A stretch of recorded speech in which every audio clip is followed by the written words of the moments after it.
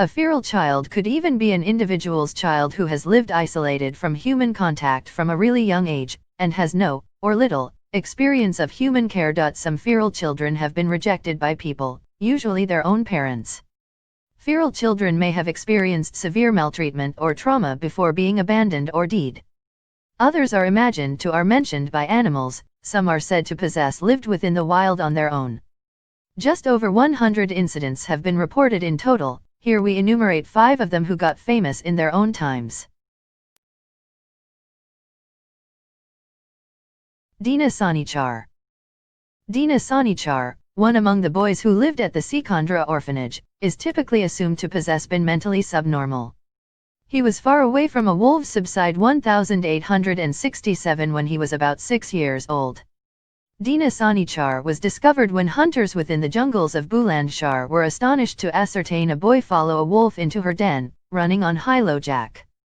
He initially exhibited all the habits of a wild animal, tearing off clothes and eating food from the bottom. He was eventually weaned off meat onto cooked, but never did learn to talk. He apparently became addicted to tobacco. Dina Sanichar died in 1895. John Sabunya. John Sabunya was born within the mid-1980s, but ran far away from home, probably aged around 3, after seeing his mother murdered by his own father. It is generally accepted that John Sabunya was cared for a minimum of to some extent by green African, vervet, monkeys while within the jungle. John was found by a tribeswoman or girl, called Millie, in 1991, hiding during a tree. She come back with menfolk from the village and, as is so often the case, not only did John resist capture but also his adoptive family came to his defense, throwing sticks at the villagers. The first reports suggest John Sabunya's entire body was covered with hair called hypertrichosis. He excreted worms over half a meter long, when he defecated. Also when he captured and cleaned up he was covered in scars and wounds, with knees scarred from crawling. He was identified as John Sabunya. He was given to the care of Paul and Molly Wasway by Millie, who run a charitable foundation for orphans. He couldn't talk or cry initially, but has subsequently learned to talk. This suggests that he may have learned some speech before his stay within the wild. John not only talks but also sings, and tours with the Pearl of Africa Children's Choir. John was the topic of the BBC documentary Case in Point, screened on October 13, Bello. The Nigerian chimp boy Bello was found in 1996, at the age of about 2. Both mentally and physically disabled, he had probably been abandoned by his parents at the age of about 6 months, a standard practice with disabled children among the Fulani, a nomadic people that range great distances over the West African Sahel region. Believed to possess been adopted and raised by chimpanzees, Bello was found with a chimpanzee family within the Falgari forest, 150 kilometers south of Kano in northern Nigeria. When the story reached the news agencies some 6 years later in 2002, Bello had been living at the Tudun Maliki Tori range in Kano. When first discovered, Bello walked sort of a chimpanzee, using his legs but dragging his arms on the bottom. He would leap about within the dark in the dormitory, disturbing the opposite children, smashing and throwing things. 6 years later Bello was much calmer, but would still leap around during a chimpanzee-like fashion, make chimpanzee-like noises, and clap his cupped hands over his head repeatedly. Bello died in 2005. Cambodian woman. The so-called Cambodian jungle girl may be a Cambodian woman who emerged from the jungle in Ratanakiri province, Cambodia on January 13, 2007. A family during a nearby village claimed that the lady was their daughter Rokham Piangian, born 1979, aged 29 or 30, who had disappeared 18 or 19 years previously. The story was covered in most media together of a feral child who lived within the jungle for many of her life.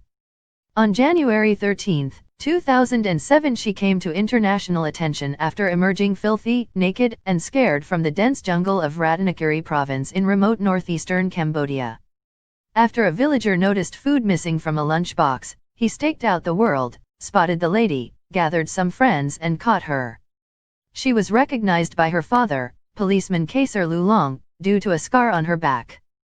He said Rokampinjian was lost within the Cambodian jungle at the age of 8 when herding buffalo together with her 6-year-old sister, who also disappeared.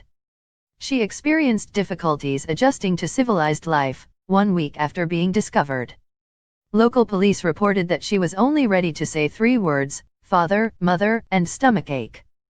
A Spanish psychologist who visited the girl reported that she made some words and smiled in response to a game involving toy animals and a mirror but didn't speak any recognizable language. She pointed at her mouth when she was thirsty or hungry. She preferred to crawl rather than walk upright.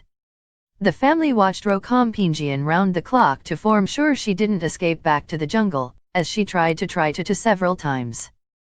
Her mother constantly had to tug back on the garments when she tried to require them off.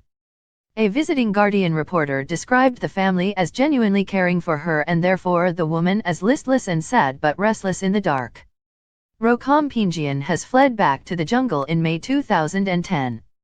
Despite the searching, they need not manage to recover her. Oksana Malaya. Not really either a feral child or a confined child, but rather a neglected one, Oksana Malaya spent much of her childhood between the ages of 3 and 8 living in a kennel within the back garden of the family range in Novaya Blagovskenka, Ukraine, although she did spend a while within the house together with her alcoholic and neglectful parents.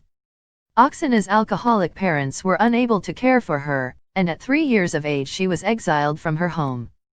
They lived in an impoverished area where there have been wild dogs roaming the streets. She took refuge during a shed inhabited by these dogs behind her house. She was cared for by them and learned their behaviors and mannerisms. The bonding with the pack of dogs was so strong that the authorities who came to rescue her were driven away within the first attempt by the dogs. Her actions and sounds mimicked those of her carers. She growled, barked, walked on high-low jack and crouched sort of a canine, sniffed at her food before she ate it, and was found to possess acquired extremely acute senses of hearing, smell, and sight. She only knew how to say yes and no when she was rescued. When she was discovered, Oksana found it difficult to accumulate normal human social and emotional skills. She had been bereft of intellectual and social stimulation, and her only emotional support had come from the dogs she lived with.